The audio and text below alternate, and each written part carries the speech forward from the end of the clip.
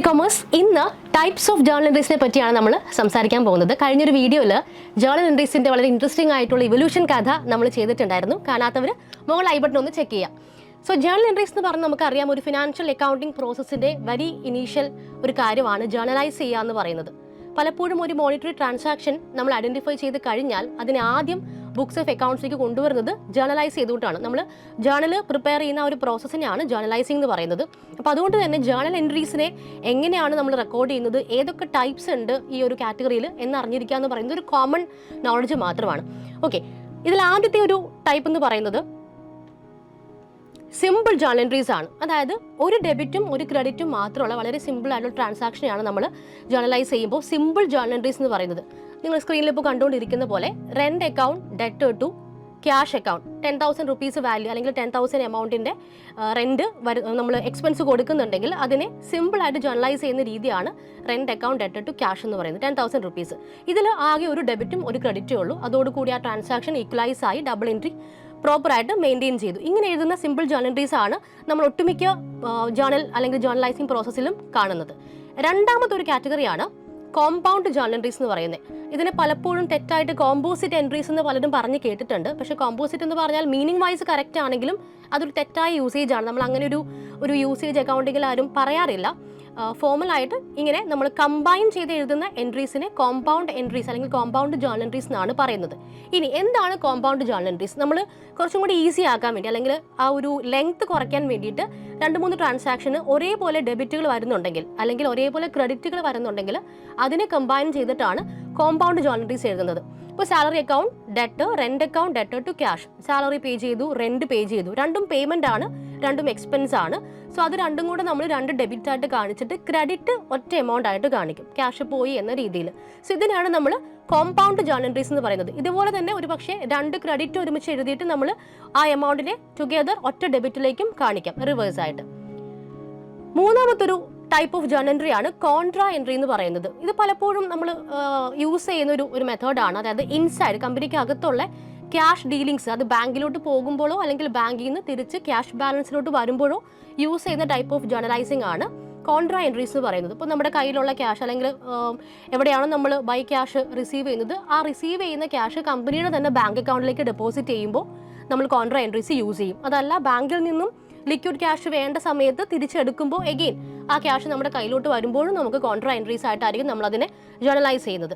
And next one opening entries ആണ്. ഒരു financial year start ചെയ്യുമ്പോൾ പ്രീവിയസ് ഇയറിലുള്ള ബാലൻസുകൾ വെച്ചായിരിക്കും നമ്മൾ ബിസിനസ് സ്റ്റാർട്ട് ചെയ്യുന്നത്.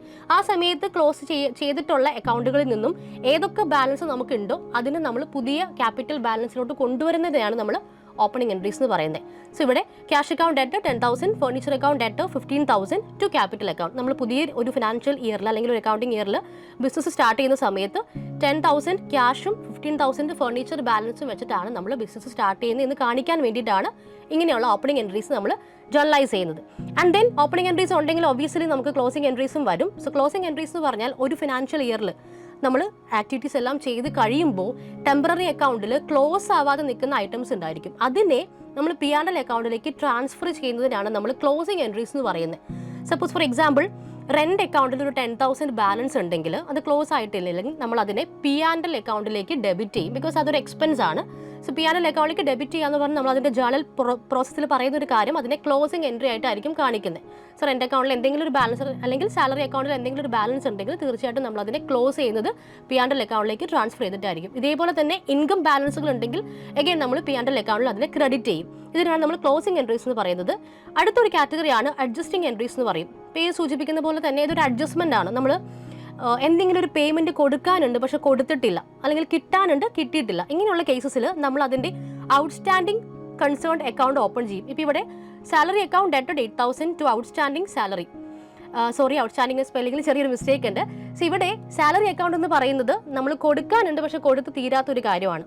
അപ്പോൾ അതുകൊണ്ട് നമ്മളൊരു ഔട്ട്സ്റ്റാൻഡിംഗ് അക്കൗണ്ട് ഓപ്പൺ ചെയ്തിട്ടായിരിക്കും അതിനെ കാണിക്കുന്നത്. ഇങ്ങനെ നമ്മളൊരു അഡ്ജസ്റ്റ്മെൻറ്റിൽ അല്ലെങ്കിൽ ഈ പറയുന്ന ഡെഫേർഡ് ആയിട്ടുള്ളതോ അക്രൂവൽ ആയിട്ടുള്ള ഇൻകംസോ എക്സ്പെൻസോ കാണിക്കുന്ന സമയത്ത് ഓപ്പൺ ചെയ്യുന്നതാണ് അഡ്ജസ്റ്റിംഗ് എൻട്രീസ് എന്ന് പറയുന്നത്. അടുത്തൊരു ലാസ്റ്റ് ഒരു കാറ്റഗറിയാണ് റെക്ടിഫിക്കേഷൻ എൻട്രീസ് ഇതിങ്ങനെ തന്നെ ഒരു ചാപ്റ്റർ ആയിട്ട് മിക്കവാറും കുട്ടികൾക്ക് പഠിക്കാൻ ഉണ്ടാവാറുണ്ട്. റെക്ടിഫിക്കേഷൻ നമ്മൾ മുന്നേ ചെയ്തു പോയ ജേണൽ എൻട്രീസിൽ എവിടെയെങ്കിലും ഒരു മിസ്റ്റേക്ക് വന്നിട്ടുണ്ടെങ്കിൽ അത് അവിടെ വെട്ടിത്തിരുത്താനൊന്നും നമുക്ക് പറ്റില്ല. മാനുവൽ അക്കൗണ്ടിങ്ങിൻ്റെ കാര്യമാണ് പറയുന്നത്. അവിടെ നമ്മളൊരു റെക്ടിഫിക്കേഷൻ എൻട്രി പാസ് ചെയ്തിട്ട് ഒരു റിവേഴ്സ് എഫക്റ്റ് കൊടുക്കും. സപ്പോസ് ഫോർ എക്സാമ്പിൾ നമ്മളൊരു ഫർണിച്ചർ വാങ്ങിച്ചു, 2000 ആണ് അതിൻ്റെ വാല്യൂ. അത് അക്കൗണ്ടന്റ് തെറ്റായിട്ട് വേജസ് അക്കൗണ്ടിലേക്ക് ഡെബിറ്റ് ചെയ്തു എന്ന് വിചാരിക്കാം. So journal entry will be wages account ഡെറ്റഡ് ടു ക്യാഷ് എന്ന് തെറ്റായി കാണിച്ചാൽ അത് ഐഡന്റിഫൈ ചെയ്യുന്ന പക്ഷം നമ്മൾ ആ വേജസ് അക്കൗണ്ടിനെ ക്യാൻസൽ ചെയ്യണം. പുതിയതായിട്ട് ഫർണിച്ചർ അക്കൗണ്ട് എന്ന് പറയുന്ന ശരിയായ അക്കൗണ്ടിനെ ആഡ് ചെയ്യുകയും വേണം. അപ്പോൾ നമ്മളിവിടെ ജേണലൈസ് ചെയ്യുന്ന സമയത്ത് ഇതിൻ്റെ റെക്ടിഫിക്കേഷൻ എൻട്രി എന്ന് പറഞ്ഞാൽ ഓൾറെഡി ഡെബിറ്റ് ചെയ്തിരിക്കുന്ന വേജസ് അക്കൗണ്ടിനെ ക്യാൻസൽ ചെയ്യണം എന്നുണ്ടെങ്കിൽ ക്രെഡിറ്റ് കൊടുക്കുന്നു. പുതിയ ഫർണിച്ചർ അക്കൗണ്ട് അസറ്റ് ആയതുകൊണ്ട് നമ്മൾ അതിനെ ഡെബിറ്റ് ചെയ്യുന്നു. സോ ഫർണിച്ചർ അക്കൗണ്ട് ഡെറ്റഡ് ടു വേജസ് എന്ന് കാണിച്ചാൽ അതൊരു റെക്ടിഫിക്കേഷൻ ജേണൽ എൻട്രി ആണ്. അപ്പോൾ ഇങ്ങനെ സിറ്റുവേഷൻ അനുസരിച്ചാണ് നമ്മൾ ജേണൽ എൻട്രീസിൻ്റെ ടൈപ്സ് ഡിസൈഡ് ചെയ്യുന്നത്. സോ അക്കൗണ്ടിങ്ങിലെ ഇൻട്രസ്റ്റിംഗ് ആയിട്ടുള്ള എന്നാൽ ക്രൂഷ്യൽ ആയിട്ടുള്ള ഇതുപോലത്തെ ടോപ്പിക്സിൻ്റെ കൺസൈസ് ആയിട്ടുള്ള ക്രിസ്പ് ആയിട്ടുള്ള ഡീറ്റെയിൽസ് അറിയാനായിട്ട് എൻട്രി കൊമേഴ്സിൻ്റെ വരുന്ന വീഡിയോസ് മറക്കാതെ കാണുക. താങ്ക്